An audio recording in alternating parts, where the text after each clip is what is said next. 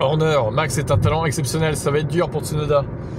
Oh, on a compris que tu en peux plus de ton Max, toi aussi, là. Il va nous faire croire que Max Verstappen est meilleur de 1 seconde au tour que les autres pilotes du plateau. Arrêtez un peu. Tout d'abord, Max est un talent de sa génération. Donc son équipier est sans doute le travail le plus difficile en Formule 1. Être son équipier, pardon. Et Sergio Pérez, pendant 4 ans, pendant 3 de ces années, a fait un travail assez décent. Il était 2e au championnat en 2023 avec une fusée, 3e en 2022 et a réussi à remporter de très belles courses. La direction de développement que nous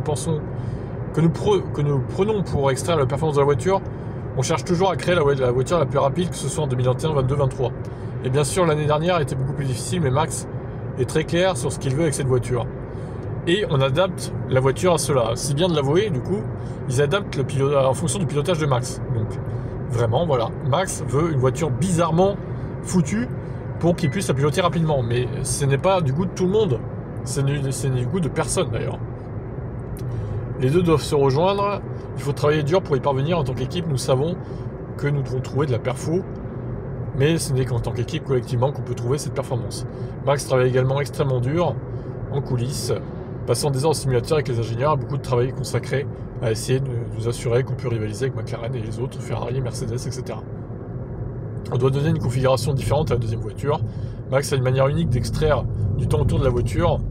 Nous n'avons pas vu un autre pilote faire ça de la même manière. Nous essayons toujours de donner une voiture plus prévisible. Ce n'est pas la configuration la plus rapide, mais c'est une configuration où un autre pilote se sentira plus à l'aise.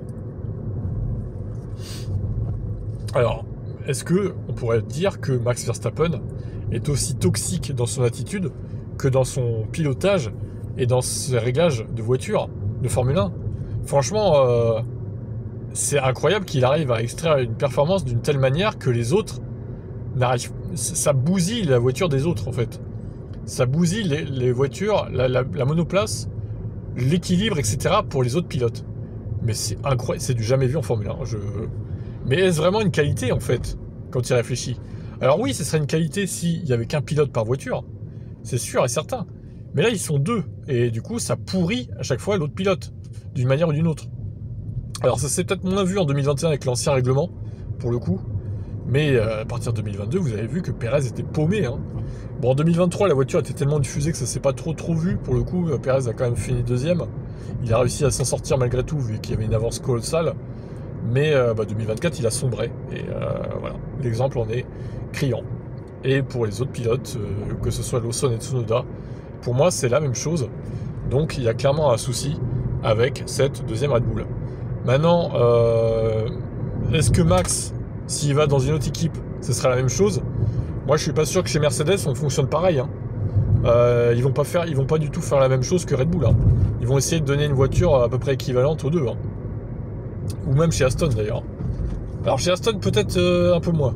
Il y aura peut-être plus de chances ou de risques que ça soit comme Red Bull pour le coup, mais on verra bien. Écoutez, on verra bien comment ça évolue cette saison avec Tsunoda en équipier. Est-ce qu'il s'en sortira ? Moi je suis pas sûr. Hein. Allez, ciao.